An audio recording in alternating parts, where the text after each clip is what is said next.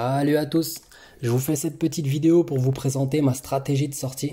Donc cette vidéo elle s'adresse vraiment à tous les crypto-monnayeurs, tous les investisseurs dans l'univers de la crypto-monnaie qui sont rentrés sans avoir de stratégie de sortie. Je pense que c'est vraiment important d'en avoir une déterminée à l'avance. Donc en fait j'avais commencé par un tableau comme celui-là, histoire d'avoir vraiment un œil sur tous les projets sur lesquels j'étais rentré, mais je me suis vite rendu compte que ça m'allait pas, que c'était pas pratique pour le suivi et la gestion de tout ça. Donc ensuite je suis passé à un tableau comme ça où j'ai réuni les tableaux par projet les uns en dessous des autres. Sauf que c'était un peu trop compliqué aussi à gérer. Donc moi ce que je veux vous montrer c'est surtout ça, c'est que j'ai fait sur Google Sheets en fait un onglet par projet. Je pense que c'est beaucoup plus intéressant de faire comme ça, donc vous pouvez tous les voir ici. Donc ça c'est toutes mes positions. Donc je vous ai fait des versions bêta pour ne pas vous montrer mes positions et les montants.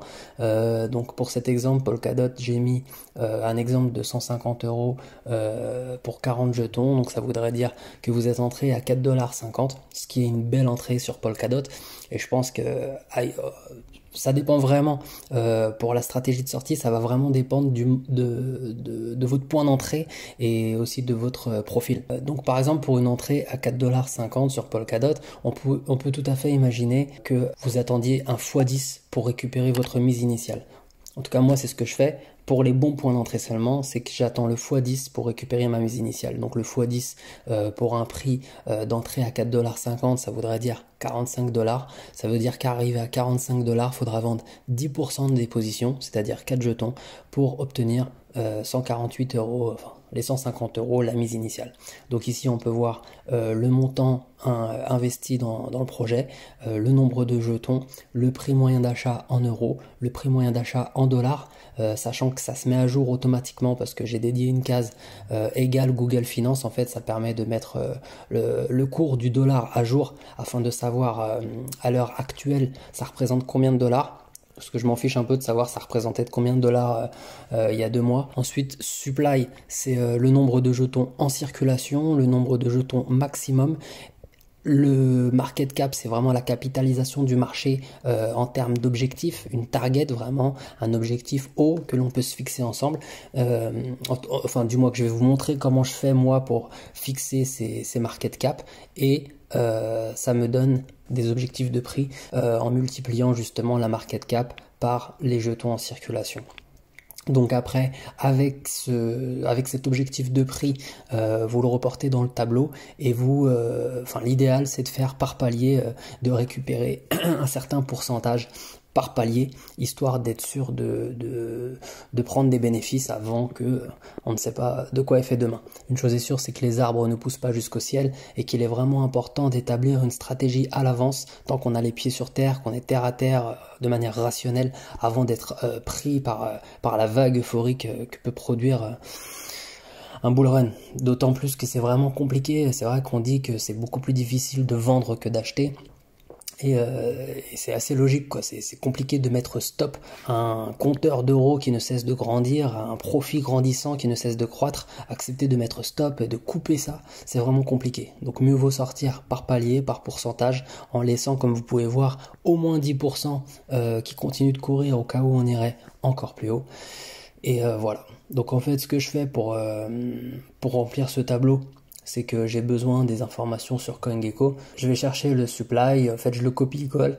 Donc tout simplement vous tapez ici le nom du projet, vous aurez le nombre de jetons en circulation et maximum, vous prenez ces informations là, vous les copiez ici, et après pour le market cap, ce que je fais pour pouvoir l'estimer, c'est que déjà je regarde le market cap actuel, le classement, donc où est-ce que ça ramènerait le projet. Donc par exemple pour une estimation à 100 milliards, ça voudrait dire que Polkadot serait 3e au classement, ce qui est possible, sachant que c'est s'il arriverait aujourd'hui qui serait troisième. Ce qu'il faut prendre en compte aussi, c'est qu'il risque d'y avoir un bull run cette année. Donc c'est pourquoi, pour évaluer le market cap, ce que je fais aussi, ce que je vous recommande de faire, c'est de consulter l'historique des market cap du bull run précédent. Donc vous avez ce site-là qui référence tout l'historique des crypto-monnaies.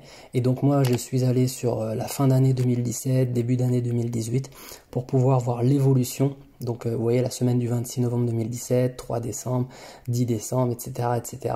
C'est vraiment la période où ça avait explosé et ça me permet de voir l'évolution de semaine en semaine des crypto-monnaies et de voir les pourcentages d'évolution possibles qui sont possibles vraiment lorsqu'on est au pic du bull run. Et en joignant ces informations de bull run, cet historique, au market cap actuel et au fait que le bull run qui arrive a des chances d'être beaucoup plus puissant que le précédent, ça permet d'établir une certaine estimation de market cap qui vous donnera un prix objectif.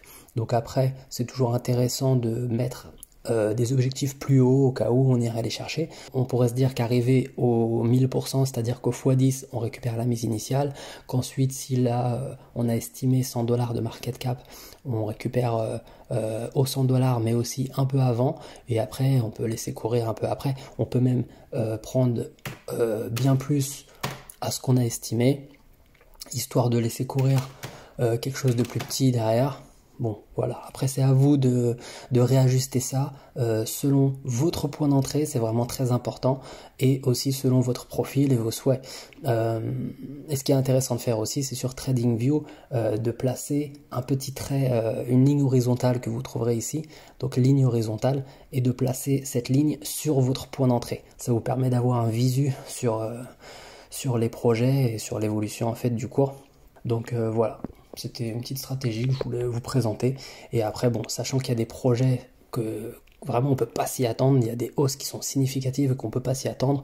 Moi, pour le coup, comme vous pouvez voir, je suis sur tous ces projets-là, mais je me suis encore récemment fait surprendre par Ecomi. Donc Omi, vraiment, j'avais mis un petit truc là-dessus en me disant pourquoi pas. Début décembre, je suis entré, voilà, à 0,00032 après la virgule. Et là, depuis la semaine dernière, j'ai fait plus de 2000%, il me semble, plus de 20%, on va voir ça.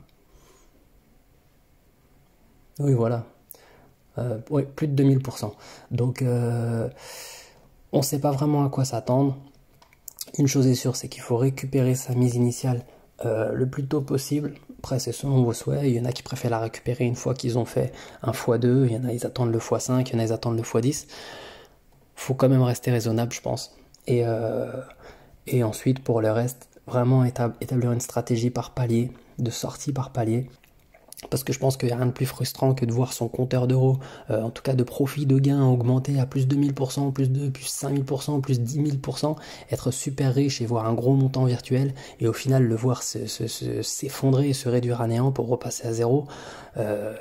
Ça doit être vraiment frustrant. Donc pour éviter ça, mieux vaut accepter de libérer des jetons, de relâcher des jetons et de récupérer de la monnaie. Après, vous pouvez très bien la laisser en USDC et la mettre en staking. Il y a plusieurs solutions.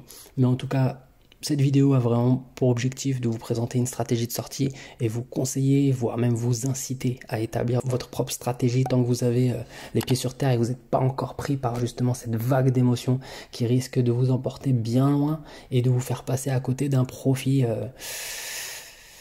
malheureusement. Donc voilà, si cette vidéo vous a plu, n'hésitez pas à me le faire savoir. C'est ma première petite vidéo, donc bon, je la fais un peu à l'arrache. Je suis en capture d'écran sur mon ordinateur et pour le microphone, j'utilise mon smartphone en mode dictaphone, quoi, parce que j'ai pas de micro et que je n'avais jamais fait de vidéo jusqu'à présent. C'est une idée d'un membre d'un groupe Discord dont je me suis fait bannir d'ailleurs. Je me suis fait bannir du groupe. Je ne vais pas citer le nom du groupe, mais en tout cas, je me suis fait bannir pour avoir présenté ce projet-là, Ecomi. Donc je sais pas pourquoi, ils ont dû croire que c'était un scam, ou en tout cas moi je voulais juste partager parce que j'étais à plus de 2000% de performance, et alors je me suis dit bon, j'entends personne parler de ça, tout le monde parle toujours des mêmes projets, GLD, Aave, DOT, etc. Ça parle toujours des mêmes projets sur les groupes altcoin, Donc bon, j'ai estimé que c'était une altcoin qui était intéressante et prometteuse, parce que voilà, elle a quand même des partenariats assez lourds, c'est-à-dire les cartoons, les Ghostbusters, etc., avec Alfred Kaun, qui fait partie du projet. Donc bon, je me suis dit que c'est pas non plus un projet de rigolo, quoi. Donc je me suis permis de partager ça sur le groupe. Et finalement, je me suis fait bannir. Bon, j'ai pas compris, c'est pas grave. Voilà, c'est ce monsieur. Donc je vais mettre ça en traduction française. Donc voilà, c'est quand même pas n'importe qui, hein. Il a contribué au développement de Pokémon, en tout cas à l'expansion du Pokémon mondial. Voilà, c'est quand même une grosse tête. Voilà, Pokémon, Yu-Gi-Oh, etc., etc. On peut voir qu'en 2018, Kaun a rejoint Ecomi, voilà, qui se concentre sur les licences numériques pour DC Comics, Sonic, etc. Donc bon, en tout cas, ça paraît costaud, ça paraît solide. Et c'est dans ce groupe justement que j'ai discuté avec Slip de Guerre. Donc si tu vois cette vidéo, big up à toi. Et en fait, en discutant dans le groupe, j'avais proposé cette stratégie-là. Il m'avait dit que ce serait intéressant de faire un petit tuto simple et rapide pour tous les novices qui auraient besoin de conseils, sachant que je ne suis pas professionnel de la crypto-monnaie, pas du tout. Je suis entré dans cet univers il y a moins d'1 an, mais bon, on aura l'occasion d'en reparler si je fais d'autres vidéos, si ça vous plaît. Bon allez, salut à tous. Soyez surtout très attentifs. Prenez vos gardes et n'oubliez pas que les arbres ne poussent pas jusqu'au ciel, quoi. Donc prenez vos gains. Allez, salut à tous.